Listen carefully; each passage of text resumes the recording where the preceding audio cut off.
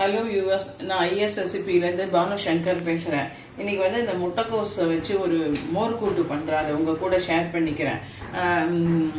Actually கறிக்கு நறுக்கின முட்டைக்கோஸ் வந்து கொஞ்சம் கூட இருந்ததுனால அதை வந்து ஒரு எக்ஸ்ட்ரா முட்டைக்கோஸை வந்து ஒரு டப்பாவில் போட்டு வச்சுருந்தேன். அந்த முட்டைக்கோஸோட ஒரே ஒரு பாதி கேரட்டு அதை வந்து நம்ம அந்த முட்டைக்கோஸ்க்கு எப்படி நம்ம கட் பண்ணியிருக்கோமோ அதே மாதிரி பொடியாக கட் பண்ணிவிட்டு, அப்புறம் பச்சை பட்டாணி நல்ல க்ரீன் பீஸு அதுக்கப்புறமா வந்து ஒரே ஒரு உருளைக்கிழங்கு டேஸ்ட்டுக்கு, சின்னது இல்லை மீடியம், பெருசு போட வேண்டாம். இந்த குவான்டிட்டிக்கு அது மட்டும் போதும்.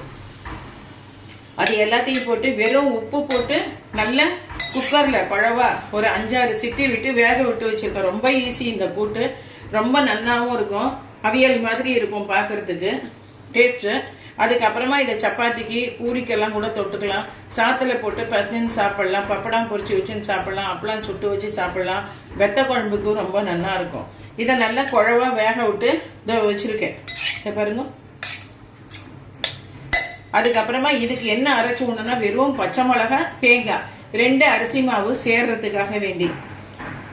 இந்த பச்சை மிளகாய் இதுக்கு 3-4 வரைக்கும் போறோம். உங்களுக்கு கொஞ்சம் சொல்லுன்னு காரம் வேணும்னா 4 மிளகா வச்சுக்கோங்க, இல்ல வேண்டாம்னா 3 மிளகா போறோம். நல்லா திதிச்சுண்டு இருக்கும் அது. அதை வந்து போட்டு அரைச்சி இதோட கலந்து ஒரு 5 மினிட்ஸ் கொதிக்க விட்டா போறோம். அதுக்கப்புறம் நல்லா அணைச்சிட்டு நான் மேல வந்து கருவேப்பிலைய போட்டு அந்த கருவேப்பிலை மேலே தேங்காய் எண்ணெயை ஊத்திடணும். அதுக்கப்புறம் சாப்பிடும் போது தயிர் விட்டுன்னு தயிர் விட்டுண்டு அதை சாப்பிடணும். ரொம்ப நல்லா இருக்கும். அந்த தயிர் வந்து ரொம்ப புளிக்க கூடாது, நல்லா ஃப்ரெஷ்ஷா உரப்போட்ட கேர்டு அது இருந்ததுன்னா நல்லா இருக்கும். இந்த பாருங்க, தேங்காய், பச்சை மிளகாய் இதெல்லாம் அரைச்சு இதுல கலக்கிறேன். ஒரு 5 மினிட்ஸ் இது கொதிச்சானாக்கா போதும்.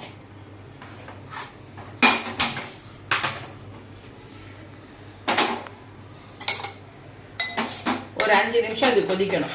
இது கொதிச்சுட்டு இதுக்கு மேல வந்து கருவேப்பிலையும் தேங்காய் எண்ணெயும் அணைச்சிட்டு கேஸை அணைச்சிட்டு விட்டு நல்லா கலந்து வச்சுட்டானா அதுக்கப்புறம் பவுல்ல மாற்ற வேண்டியதுதான். இப்ப பாருங்க, இது ஃபுல்லா வெந்து கருவேப்பிலையெல்லாம் இதுல போட்டேன். கருவேப்பிலை போட்டு ஏனத்துல மாத்திட்டேன். கொஞ்சம் தேங்காய் எண்ணெய் மேலாக ஊத்திடணும்.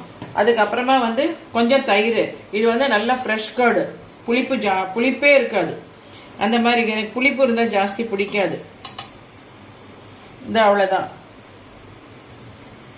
இப்போ பாருங்க, இது கரைச்சி இந்த மாதிரி மிக்ஸ் பண்ணிட்டு நம்ம சாப்பிடணும். இது அப்படியே லிட்டரலாக அவியல் மாதிரியே இருக்கும். இது ரொம்ப நல்லா இருக்கும். யூஸ்வலாக அவியலுக்கு இந்த மாதிரி யாரும் எனக்கு தெரிஞ்சு பண்ணினதா இல்லை. நான் இது வந்து எப்போவுமே பண்ணுவேன். இது எங்கள் அம்மா பண்ணுவேன். அது ரொம்ப நல்லா இருக்கும், எல்லாத்துக்கும் நல்லா இருக்கும். சாதத்துக்கு, சப்பாத்தி, பூரி எல்லாத்துக்கும் சூப்பராக அமக்கலமாக இருக்கும். சார் அவ்வளோ கஷ்டம் போட்டு நம்ம அவியல் பண்ணுறதுக்கு இதில் ஒரு 4-5 பாஜி கோஸு, கேரட்டு, பட்டாணி, அதுக்கப்புறமா ஒரே ஒரு உருளைக்கிழங்கு இது போட்டால் போகிறோம். இது வந்து பார்க்க எப்படி கலர்ஃபுல்லாக இருக்கு பாருங்க. இந்த மாதிரி இருக்கணும். இது காரம், உப்பு எல்லாம் ஃபர்ஸ்ட் கிளாஸாக கரெக்டாக இருக்கு.